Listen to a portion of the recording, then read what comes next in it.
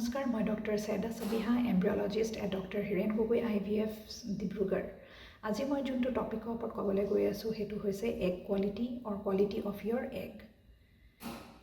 এতিয়া এগ কোৱালিটিটো আমাৰ ভাল হোৱাৰ বহুত কথা থাকে, বহুত ৰিজনছ থাকে যাৰ কাৰণে আমি এগ কোৱালিটিটো আমি ভাল কৰিব পাৰোঁ, আৰু কিছুমান ৰিজনছ থাকে যোনবোৰৰ কাৰণে এগ কোৱালিটিটো ডিক্লাইন হ'ব পাৰে। এতিয়া এগ কোৱালিটি বুলি যেতিয়া আমি কওঁ, আমি কি বুজোঁ? এগ কোৱালিটি মানে এগৰ সেই ক্ষমতাটো যে এগটো নিজেই সি কিমান হেল্ডি হয় আৰু জেনেটিকেলি কিমান নৰ্মেল হয়। আৰু যেতিয়া এটা গুড কোৱালিটি ওচাইট বুলি আমি কওঁ বা এটা গুড কোৱালিটি এগ বুলি কওঁ, তাৰ মানে তাৰ একদম ৰাইট এনাৰ্জিখিনি আছে, ৰাইট ষ্ট্ৰাকচাৰ্ছ আছে আৰু ৰাইট মানে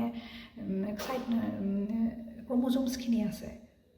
কিন্তু কেতিয়াবা কি হয়, কিছুমান ফেক্টৰ্ছ আছে যেনেকৈ জেনেটিক ফেক্টৰ্ছ বা কিছুমান লাইফষ্টাইল ৰিলেটেড ৰিজনছ আছে যাৰ কাৰণে এগৰ কোৱালিটিটো ডিক্লাইন হ'ব পাৰে।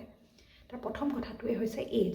যেনেকৈ আমি এজটো অলপ বাঢ়ি যায়, 30-35+ হৈ যায়, আমাৰ এগ কোৱালিটিটো নেচাৰেলি ডিক্লাইন হয়। ছেকেণ্ডটো হৈছে ষ্ট্ৰেছ। মানে লং টাৰ্ম যদি আমি ষ্ট্ৰেছ লৈ থাকোঁ, তেতিয়াও সেই ষ্ট্ৰেছ হৰম'নছবোৰে আমাৰ এগৰ কোৱালিটিটোত হেম্পাৰ কৰে। নেক্সটটো হ'ব পাৰে অবেচিটি অৰ আণ্ডাৰৱেইট। যদি এটা প্ৰপাৰ ৱেইট মেইনটেইন হৈ নাথাকে, তেতিয়াও এগৰ কোৱালিটিটো ডিক্লাইন হ'ব পাৰে। তাৰ পাছত হৈছে পুৱাৰ শ্লিপ। শ্লিপত আমাৰ কি হয়, আমি যেতিয়া ৰেষ্ট লওঁ তেতিয়া বডি চেলছবোৰ ৰিপেয়াৰ হয়, কিন্তু যেতিয়া আমি শ্লিপটো প্ৰপাৰ নহয় তেতিয়াও এগ চেলছৰ বা এগ কোৱালিটিটো ডিক্লাইন হ'ব পাৰে। নেক্সটটো হৈছে যদি কিছুমান মেডিকেল কণ্ডিশ্যনছ আছে যেনেকৈ PCOS বা এণ্ডোমেট্ৰিঅ'চিছ যদি আছে, তেতিয়াও এগৰ কোৱালিটিটো ডিক্লাইন হ'ব পাৰে। এতিয়া ডক্টৰে এনেকুৱা কিছু ক্ষেত্ৰৰ কাৰণে কেতিয়াবা দৰৱ দিয়ে, আৰু কেতিয়াবা কি হয়, কিছুমানে আকৌ নিজেই কিছুমান ছাপ্লিমেণ্টছ ব্যৱহাৰ কৰে। তো প্ৰত্যেকগৰাকী মহিলাই বেলেগ বেলেগ হয়, তেওঁলোকে কেনেকৈ ৰেছপণ্ড কৰিব সেই ছাপ্লিমেণ্টছবোৰ সেইটো বেলেগ হ'ব পাৰে। সেইটো কাৰণে কেতিয়াও নিজেই মেডিকেট নকৰিব। ছেল্ফ মেডিকেশ্যনটো সদায় বেয়া হয়। সদায় এজন ডক্টৰক কনচাল্ট কৰি পেলাইহে ছাপ্লিমেণ্টছ বা মেডিচিনবোৰ নিজেই ল'ব। আৰু কাৰণ আপুনি নাজানে যে আপোনাৰ বডিত সেই ছাপ্লিমেণ্টছবোৰ দৰকাৰ আছেও নে নাই, বা যদি আছে তো কিমান ড'ছত দৰকাৰ হ'ব, সেইখিনি সদায় এডভাইচ লৈ পেলাইহে কনজিউম কৰিব। আৰু কেতিয়াবা কি হয়, এলকহলিক বা এক্টিভ বা পেছিভ স্ম'কাৰ্ছ যদি হয়, তেতিয়াও এগৰ কোৱালিটিত ডিক্লাইন হয়। কিন্তু আমি নহয়, এগৰ কোৱালিটিটো আমি যদি আমি সঠিক টাইমত যদি আমি কনচাল্ট কৰোঁ, যদি আমি 35 এজৰ হয় বা 35+ এজৰ হয় আৰু আমি কনচিভ কৰিবলৈ ট্ৰাই কৰি আছোঁ এবছৰমানৰ পৰা, কিন্তু আমি নাই হোৱা, তেতিয়া আমি আৰ্জেণ্ট ডক্টৰ বা কোনোবা ফাৰ্টিলিটি স্পেচিয়েলিষ্টৰ ওচৰত সদায় কনচাল্ট কৰিব লাগে। যদি আমাৰ ইৰেগুলাৰ পিৰিয়ডছ হৈছে, তেতিয়াও আমি কনচাল্ট কৰিব লাগে। আৰু যদি এনেকুৱা কিছুমান মেডিকেল হৰম'নেল কিছুমান ইছ্যুজ আছে, বা PCOS বা এণ্ডোমেট্ৰিঅ'চিছ বা কিছুমান মেডিকেল ইছ্যুজ আছে, তেতিয়াও আমি আৰ্জেণ্ট ডক্টৰৰ ওচৰত কনচাল্ট কৰিব লাগে কনচিভৰ কাৰণে।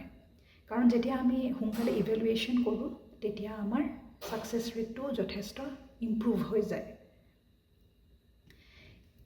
এতিয়া কেনেকৈ আমি এগৰ কোৱালিটিটো আমি ইম্প্ৰুভ কৰিব পাৰোঁ?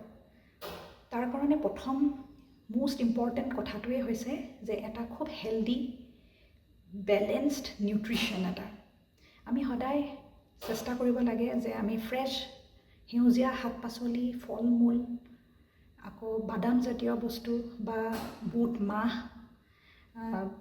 বা বেৰিজবোৰ, যেনেকৈ ষ্ট্ৰবেৰীয়ে হওক, লাগিলে আমলখি হওক, বা যিকোনো বস্তু এটা হেল্ডি ফেট থকা বস্তু, মাছ বা বেলেঞ্চড ভিটামিন বা আৰু প্ৰটিনৰ এটা বেলেঞ্চ পৰিমাণে আমি কনজাম কৰিবলৈ চেষ্টা কৰিব লাগে, খাব লাগে। তাৰপিছত ওমেগা 3 ফেটি এচিড থকা বস্তু আমি ব্যৱহাৰ কৰিব লাগে। এই খাদ্যখিনি খালে কি হয়, এণ্টি অক্সিডেণ্টছ যথেষ্ট পৰিমাণে পোৱা যায় আৰু এই এণ্টিঅক্সিডেণ্টছখিনি ব্লাড ফ্ল'ত খুব হেল্প হয় অভেৰিত ব্লাড ফ্ল'টো প্ৰপাৰ হ'লে মানে এগৰ মেচুৰেশ্যনবোৰ বা এগৰ কোৱালিটিটো ইম্প্ৰুভ হয় আৰু আমি টোপনি ভালকৈ ল'ব লাগে 6 ঘণ্টাৰ পৰা 7 ঘণ্টা আনইণ্টাৰাপ্টেড শ্লিপ হ'ব লাগে এটা ষ্ট্ৰেছটো আমি মেইনটেইন কৰিব পাৰিব লাগে এটা হেল্ডি বেলেঞ্চড আমি ৱেইট মেইনটেইন কৰিব পাৰিব লাগে আৰু এটা মডাৰেট এক্সাৰচাইজ আমি সদায় ল'ব লাগে যেনেকৈ 30 to 40 মিনিটছ অফ ৱাকিং ৱাক বা চাইক্লিং বা যিকোনো ফিজিকেল এক্টিভিটি কিন্তু ষ্ট্ৰেছফুল বা কোনো এক্সেচিভ এক্সাৰচাইজ নকৰাটো ভাল হয় যদি আমি এইখিনি বস্তু সদায় মেইনটেইন কৰোঁ তেতিয়া আমি যথেষ্ট আমাৰ এগৰ কোৱালিটিটো আমি ইম্প্ৰুভ কৰিব পাৰোঁ আমাৰ লাইফষ্টাইলটো অলপ চেঞ্জ কৰি এটা গুড নিউট্ৰিশ্যন দি আৰু প্ৰপাৰ মেডিকেল গাইডেন্সত আমাৰ এগ কোৱালিটিটো বহুত ইম্প্ৰুভ হ'ব পাৰে so' take care of yourself thank you for ৱাচিং and always maintain a healthy nutrition and healthy diet because your body responds accordingly. Thank you.